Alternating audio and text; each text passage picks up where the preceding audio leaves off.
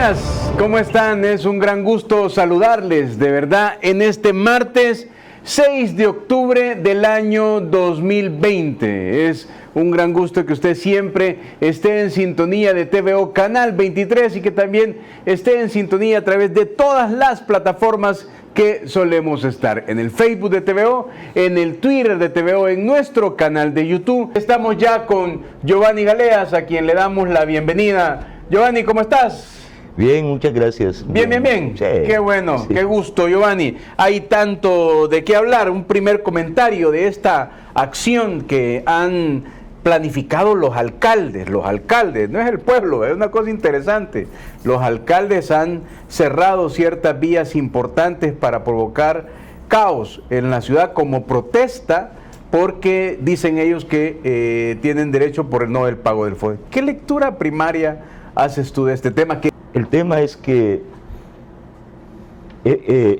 tanto lo que está pasando como lo que viene, y lo que hemos estado viendo en la Asamblea, me refiero a esa práctica sistemática de bloqueo al gobierno, la Asamblea, luego el resto de instituciones, por un lado la Sala, por el otro lado el fiscal, ahora meten al baile a los alcaldes, pero el tema es que eso ya no requiere análisis.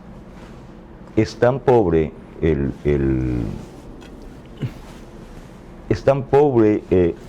tema argumental que no es posible. Sí. No es esa situación no exige análisis, basta con tener la información básica, y es ¿por qué el gobierno no puede pagar el FODES? Porque no le aprueban los préstamos. En la Asamblea los aprueban, los ratifican, pero no los asignan, no.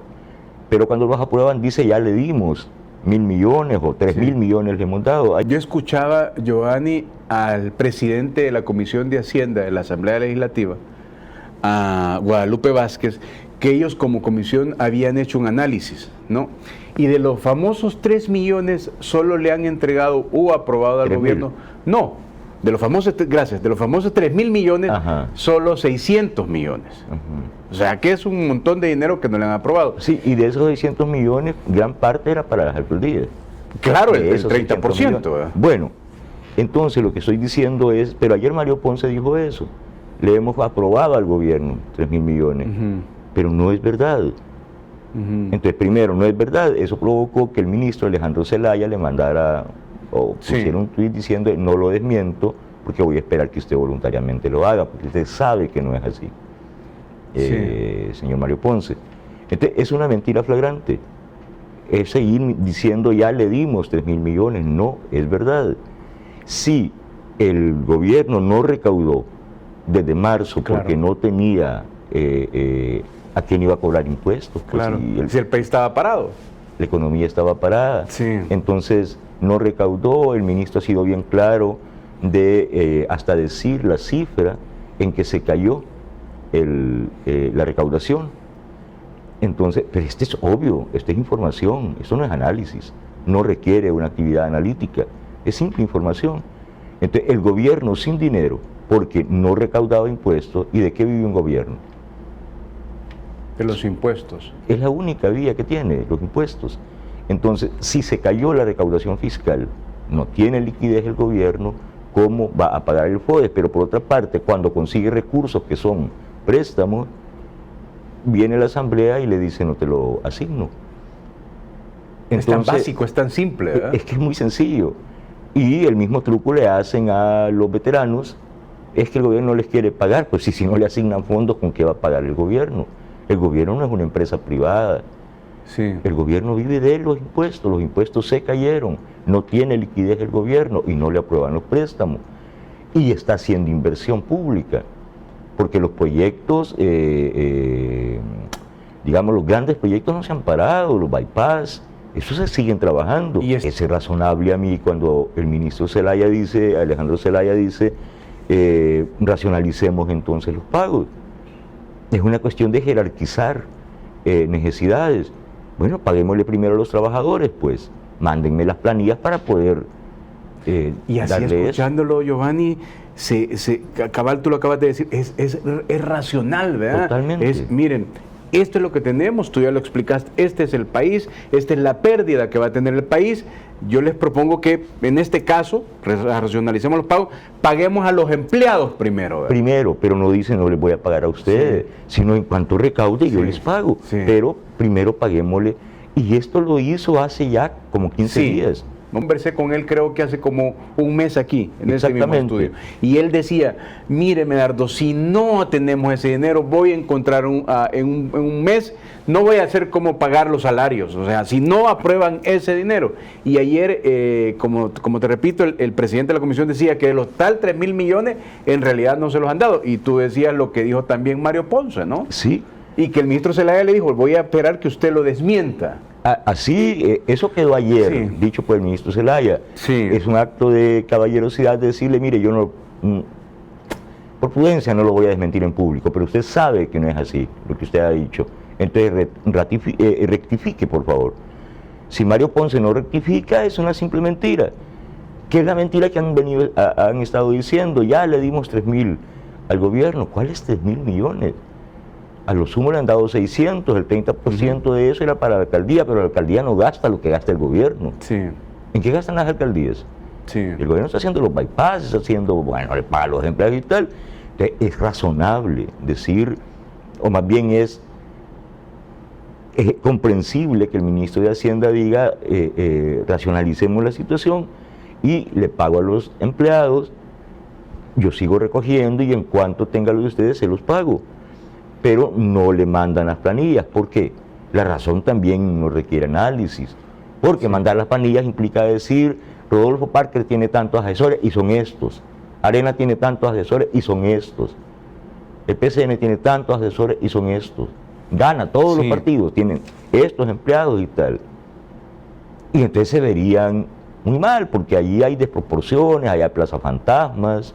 Ya que es más fácil parir un hijo que revivir un muerto, los agonizantes partidos de oposición tendrían que disolverse y después reagruparse bajo nuevos principios, valores y objetivos. El antejuicio tienen los votos legislativos y el soporte de su institucionalidad corrupta, pero también tienen un obstáculo insalvable, el respaldo del 97% al presidente Bukele. En resumen, para ellos el dilema es este: o se resignan a perderlo todo, pero democráticamente en las urnas, o provocan que la ira del pueblo los saque de sus madrigueras de manera mucho menos amable. Giovanni. Sí, yo creo que yo hice un esfuerzo ahí por condensar esta visión que he tratado de ir diseñando, ir perfilando en conversaciones contigo, y digamos, esta es la manera que encontré, la mejor manera que yo encontré, habrá mejores, pero esta es la que yo encontré, de resumir esta situación. Mira, en la historia política es verificable que hay siempre movimientos de agrupamiento, dispersión y reagrupación o reagrupamiento. Esto es natural, siempre es así. De hecho, todo partido político, toda fuerza política pasa por esas tres fases. Se agrupa, ese diseño dura un periodo, puede ser 10 años, 15, 20, 30, en el caso del PRI mexicano duró casi 70 años, el APRA en Perú todavía existe, pero ya en pedazos, por supuesto.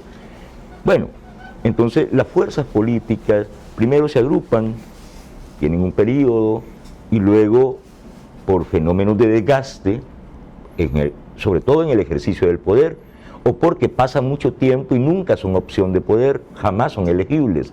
Entonces se desgastan, tanto en el poder como en la oposición, y viene un periodo de dispersión de la fuerza. Esto es natural, ¿no? ¿Y qué pasa cuando la fuerza se dispersa? Algo falló y tienes que, como Shafiq Handal, salir a pedir perdón. O como Eric Salguero de Arena, a pedir perdón por lo que no hicimos, por lo que hicimos mal. ¿Pero por qué pide perdón? ¿Por qué pide perdón, Medardo? Porque los principios, los valores y los objetivos de esa fuerza política no se correspondían con las necesidades del pueblo, que es el que finalmente vota. Y el pueblo ya no votó por ellos. El voto nunca lo tienes, nunca es tuyo, el voto es prestado, ¿no? Entonces, el partido político se agrupa, cuando falla se dispersa, y la gente que se dispersa tiene que replantearse objetivos, valores y principios, y si se puede, si hay la oportunidad, reagruparse con otro nombre, con otras caras, otras tendencias. Eso le pasó al PCN, que se convirtió en Arena. Sí. La frase con la que yo inicio eso, es más fácil parir un hijo que revivir un muerto, la dijo Dawison respecto al PCN, porque el proyecto anterior a Arena era reagrupar a la derecha dispersa. Ya tienen dos alternativas: una es la disolución, o autodisolución, resignarse pues, ¿no? Pasar a la dispersión, ver si después se pueden reagrupar. Eso es resignarse al 28 de febrero, donde no tienen ninguna posibilidad. Sí. Hay otra alternativa, según ellos, que es la que están intentando, en realidad no lo están intentando, sino que están como tanteando el terreno, lanzando señales. Pero son dispersos, ¿verdad? Para hay tantear como un el reagrupamiento, ese esfuerzo por aquí, esfuerzo por allá, es todo eso es lo que pasa. Entonces, pero están como lanzando señales para medir reacciones de la gente. ¿Qué pasa si el fiscal dice: te voy a meter preso, ministro, pero sugiriendo que también al presidente Bukele, por tal y tal? Vamos a ver, ¿qué pasa si la sala dice está en desacato el presidente y podemos ordenar el antejuicio a la asamblea? ¿Qué pasa si la asamblea dice pues tenemos los votos ya para eso ocurra? Inhabilitarlo? Entonces van haciendo anuncios, y bueno, ya hay un problema en el país está totalmente indignado por el FODE y salen los alcaldes a entorpecer el tráfico libre. El fiscal reclama libertad de tránsito, de movilización, y dice: voy a meter preso al director de la policía porque no garantiza la libertad de movilización de la gente allá en los tiraderos por lo de Neto Mason y la basura. Pero no dice nada de que los alcaldes salen e impiden la libre circulación de las personas. No dice nada. Bueno, entonces, en esa labor de acomodar el terreno, yo no creo que lo estén intentando, ya haya un plan en curso, una conspiración en curso para inhabilitar al presidente Bukele. El deseo hay, ese es evidente, sí. Ya lo manifestaron. El problema es que tienen un obstáculo para eso, por mucho que lo deseen, y ese obstáculo es insuperable, es insalvable, es la correlación de fuerzas real a popular. El presidente tiene el 97-98% de respaldo popular. Entonces no se trata de pelear con el presidente, sino de pelear con el soberano, con el pueblo, con la voluntad del pueblo, que lo eligió a este presidente y le da su respaldo. Y entonces, bueno, una minoría institucional, además con el prestigio que tienen de corrupta, la fama esa que tienen de corruptos, que lo son, y es evidente, y son prevaricadores, y la gente lo sabe, y solo está esperando definir el 28 de febrero. Entonces, ese obstáculo es, si nosotros no nos resignamos a perder el 28 de febrero todo, pero bueno, finalmente en términos democráticos, pero podemos destituir al presidente y revolver la situación, ese sería un factor revulsivo. Por lo tanto, como al decir Portillo Cuadra, y estoy dispuesto a ofrendar mi vida, si solo le faltó levantar un AK-47, ¿no? Sí. Hubo una guerra, ¿y dónde estaba Portillo Cuadra? ¿Dónde estaba cuando la gente salía a ofrendar su vida, a arriesgar su vida? ¿Dónde estaba Portillo Cuadra? Sí. Ahora quieren arriesgar su vida y ofrendar su vida Chafí Handal y ¿Y en la guerra dónde estuvieron? Sí.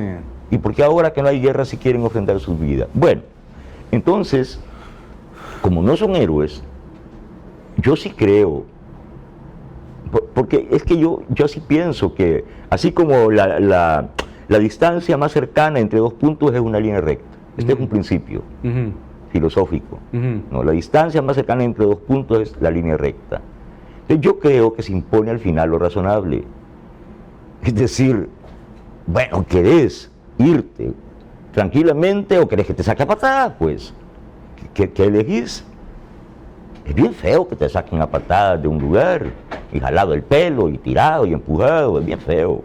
Sí. Pero hay un problema. Entonces tienen o la alternativa pacífica o la otra. Esas son las dos alternativas. Intentar el antejuicio. Y están ahí haciendo señales, ¿no? Para intentar medir la reacción de la gente ante eso. La reacción está clara. Eso no va a ocurrir. La gente no va a permitir eso. No se los va a permitir. Lo saben. Tienen esas dos alternativas. ¿Cuál van a elegir? Yo creo que la correcta, porque yo confío en la racionalidad, en última instancia, del ser humano. Pero no lo sé, Medardo. En realidad, estos pueden salir con cualquier estupidez.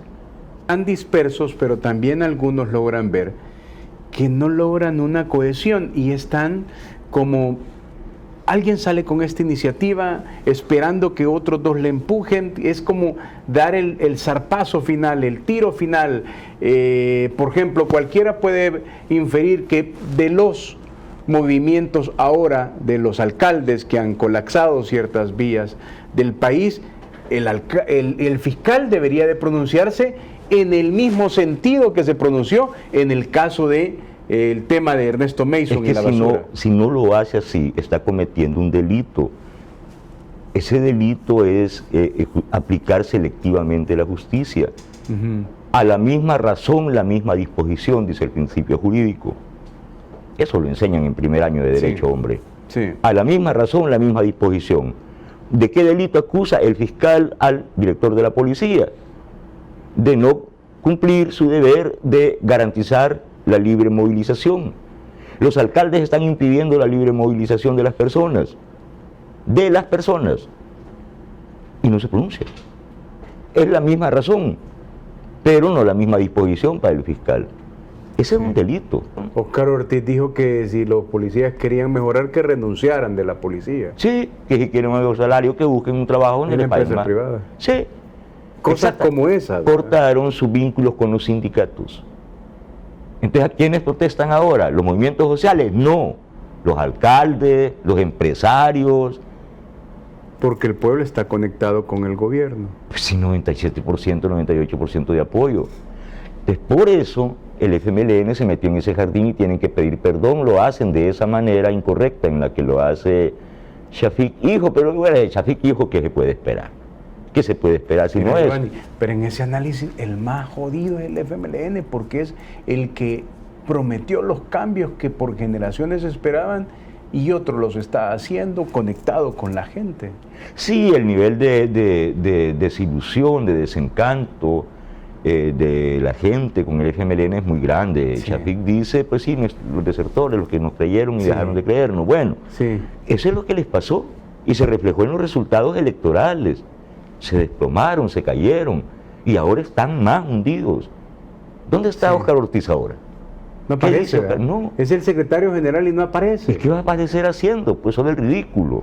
Asoman la cabeza, pobrecitos, vienen a los programas y los masacra la gente, pues no los quieren, no los quieren. Certeza de que el 28 de febrero se dictará su sentencia de muerte para los partidos y de cárcel para la mayoría de sus dirigentes y financistas. Quieren inhabilitar al presidente Bukele mediante un antejuicio. El 28 de febrero no solo será el funeral de esos partidos, ya que además sus dirigentes y financistas perderá toda posibilidad de asegurar su impunidad mediante una institucionalidad corrupta a su servicio. Que tienen un problema adicional, aparte del obstáculo que es el 97% de apoyo, tienen este problema. Estas no son situaciones normales. En una situación normal, lo aconsejable, lo recomendable, lo razonable es que un partido se resigne a que ya no tiene el voto de la confianza, la adhesión popular, se autodisuelve y se reconvierte en otra cosa. Eso es lo natural en condiciones normales. Pero aquí, como yo te he explicado, es evidente, la mayoría de dirigentes de esos partidos están complicados, están involucrados en delitos muy graves que ya son ya en sede judicial, ya están las denuncias y hay investigaciones y se trata de casos de corrupción y de otras cosas que ya no es delito de dinero sino de sangre, como el pacto con las pandillas, están involucrados. Entonces al perder la posibilidad de proteger su impunidad, porque ya no son ellos los que deciden quiénes son los fiscales, quiénes son los magistrados. Pierden todo, ¿verdad? Entonces pierden toda posibilidad de autoprotegerse. Entonces esa es otra preocupación. ¿Cómo hacemos? Porque, vaya, yo me puedo resignar y refundemos el FMLN y refundemos Arena, pero ¿y si me meten preso? Esa ya no es una preocupación de partido, esa es una preocupación individual personal, de cada dirigente, claro. Porque resulta que ya tengo 55, 60, 70 años en algunos casos y ir a terminar a la cárcel después. Sí. Hombre, a esta altura ir a terminar en la cárcel. O objeto de extinción de dominio, es decir, que me quiten el rancho en la playa, la casita, los carros que tengo y la casita que ya le hice a mis hijos. Me van a quitar todo, pues. De vivía Sánchez Serén, y sí, en la Laico le compraron con fondos públicos otra casa para ampliársela, ¿verdad? Sí. Es decir, sí, ese montón de cosas que ocurrían cuando pasaban los gobiernos entre ellos y nada salía a la luz pública. Y todo eso es público ahora. Y todo hay eso es auditoría, público. Están las pruebas, está la información en la fiscalía, ya lo dijo el presidente. Sí, y entonces dicen, pero es que el dictador, Bukele, no sé qué. Sí, o doña Margarita dice, es que está obligado el presidente a centavo por centavo rendir informe y transparencia. Sí, y los sobresueldos que cobró la señora. Sí. Si es que la gente que cuando lo ves, lo primero que medio millón de dólares en sobresueldos, o sea, $7,000 mensuales durante 5 años. Sí. Entonces se le olvida a ella, no se le olvida, pero hace como si eso no existe. No nos fijemos en el pasado, ¿y por qué no? Si es un delito el que cometiste. Y en la misma situación están todos, unos por unas y otras por otras. No. Entonces el problema adicional es ese. ¿Cómo van a resolver ese problema?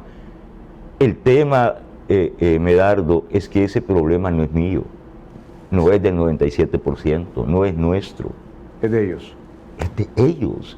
Verán cómo lo resuelven, pero a una costa nuestra, Medardo. Cuando yo digo nosotros somos básicamente gente decente, me refiero a eso. Los que tienen ese problema son ellos, de indecencia, de inmoralidad. Y no van a jalar al 97%. No, ¿y por qué? A cuenta de que... Si es que no es un problema nuestro. Que resuelvan ellos su problema con la justicia, sí, que devuelvan lo robado y se acaba. Sí. El tema. Yo te digo, yo no quiero que metan a la gente a la cárcel, pero que devuelvan lo robado. Sí. Que devuelvan lo robado.